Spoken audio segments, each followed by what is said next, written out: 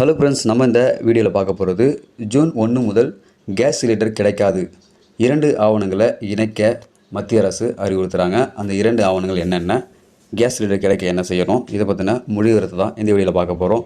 வீடியோவை இறுதி வரைக்கும் ஸ்கிப் பண்ணாமல் பாருங்கள். வீடியோ பார்க்குறது முன்னாடி நீங்கள் இந்த சேனல் இன்னும் சப்ஸ்கிரைப் பண்ணலாம்னா கீழே இருக்கிற அதுக்குள்ளே சப்ஸ்கிரைப் பண்ண கிளிக் பண்ணிக்கிங்க. கூடவே பக்கத்தில் இருக்கிற பெல் ஐக்கான் கிளிக் பண்ணிக்கிங்க. அப்போ தான் நாங்கள் போடக்கூடிய பயனுள்ள வீடியோக்களை நீங்கள் மிஸ் பண்ணாமல் பார்க்கலாம். வாங்க வீடியோக்குள்ளே போகலாம்.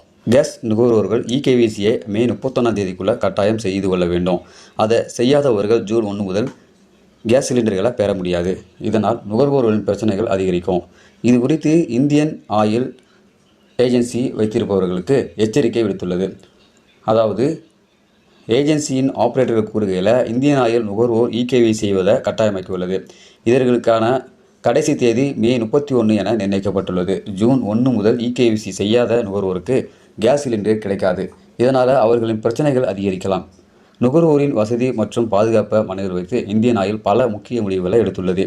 இகேவிசி தவிர பாதுகாப்பு சோதனை மற்றும் டிஏசி டெலிவரி ஆகியவை இதில் அடங்கும். ஒவ்வொரு நுகர்வோருக்கும் பாதுகாப்பு சோதனையை மேற்கொள்ள வேண்டியது கட்டாயமாகும். இதற்காக இந்தியன் ஆயில் நிறுவனம் சார்பில் ஆய்வு பணியாளர்கள் நியமிக்கப்பட்டுள்ளனர். ஒவ்வொரு இந்தியன் எரிவாயு நுகர்வோரின் வீட்டிற்கும் சென்று இலவச ஆய்வு செய்வார்கள். இதற்கு முன் கட்டணம் செலுத்த வேண்டியது இருந்தது. இலவச பரிசோதனையின் போது பாதுகாப்பு தொடர்பான முக்கிய தகவல்கள் நுகர்வோருக்கு வழங்கப்படுது. இது தீ அபாயத்தை தடுக்கிறது. கேஸ் சிலிண்டரில் நின்றுதான் உணவு சமைக்க வேண்டும். ஆய்வின் போது ஏதேனும் கருவிகள் பழுதடைந்தால் அதை மாற்றுவதற்கு நுகர்வோருக்கு நிர்ணயிக்கப்பட்ட விலையை செலுத்த வேண்டும். 4.5 ஆண்டுகளுக்கு பிறகு எரிவாயு குழாயை மாற்றுவது கட்டாயமாகும். இதை செய்யாவிட்டால் எரிவாயு கசிவு மற்றும் தீ ஏற்படும் அபாயம் உள்ளது. டிஏசி டெலிவரி மூலம் கேஸ் புக்கிங்ஸ் எளிதாகவும் இருக்கும். ஸோ இந்த அறிவு பார்த்தீங்கன்னாக்கா இகேவிசி யாரெல்லாம் பண்ணாமல் இருக்கீங்களோ அவங்களுக்கு கேஸ் சிலிண்டர் வழங்கப்படாது சொல்லியிருக்காங்க. அது மட்டும் இல்லாமல் 4.5 ஆண்டுகளாக ஒரு கேஸ் சிலிண்டர் பயன்படுத்துகிறீங்க அப்படின்னாக்கா அந்த கேஸ் சிலிண்டரில் கண்டிப்பாக உங்களுடைய கேஸ் ஏஜென்சி மூலமா ஆய்வு செய்து அதில் ஏதாவது பழுது இருந்தால் கண்டிப்பாக நீங்கள் மாற்றணும். அதுவும் இல்லாமல் மெயினாக அந்த கேஸ் சிலிண்டர் வரக்கூடிய அந்த ஓஸ் லைனை கண்டிப்பாக மாற்றி ஆகணும். ஒருவேளை நீங்கள் ரொம்ப நாளாக யூஸ் பண்ணிகிட்டு இருக்கீங்க அப்படின்னாக்கா அதை கண்டிப்பாக மாற்றிக்கொள்ளணும். ஸோ இப்போ இருக்கிற காலகட்டத்தில் வெயில் அதிகமாக அடிக்குது.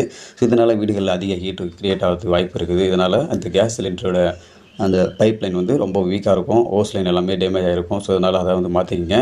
ஸோ அடிக்கடி ரெகுலேட்டர் எல்லாத்தையும் நீங்கள் செக் பண்ணிக்கணும்னு சொல்லியிருக்காங்க. இது செக் பண்ண உங்களுக்கு தெரியலனாக்கா உங்களுடைய கேஸ் ஏஜென்சி நீங்கள் கான்டெக்ட் பண்ணுறப்போ அவங்க செக் பண்ணிவிட்டு அதில் ஏதாவது ரிப்பேர் இருந்தாக்கா சரி பண்ணுவாங்க. கூட சிறிய அளவு கட்டணம் வசூலிக்குவாங்க.